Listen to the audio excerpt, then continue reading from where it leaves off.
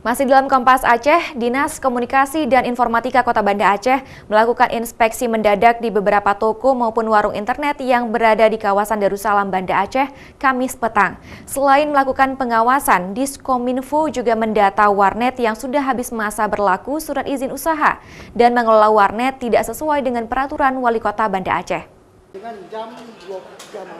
Jumlah warung internet di Kota Banda Aceh kini sudah mulai menurun dan bahkan beralih usaha menjadi multifungsi usaha. Untuk mengawasi pengelolaan warnet di Kota Banda Aceh, Diskominfo Banda Aceh melakukan sidak ke beberapa warnet yang ada di kawasan Darussalam Banda Aceh, Kamis petang.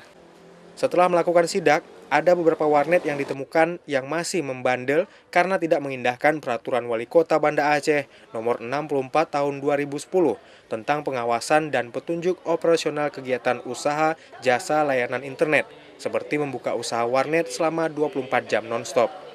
Selain itu, Diskominfo Banda Aceh juga menemukan beberapa warnet yang telah habis masa berlaku surat izin usaha sejak tahun lalu, dan beberapa pelanggaran yang tak sesuai dengan perwal tersebut. Kita memberikan teguran, teguran 1, teguran 2, dan kita langsung berikan tembusan kepada Satpol PP karena kami dari Diskominfotik hanya wewenang melakukan pembinaan dan pengawasan. Sementara eksekusi dan lebih lanjutnya itu wewenang dari Satpol PP.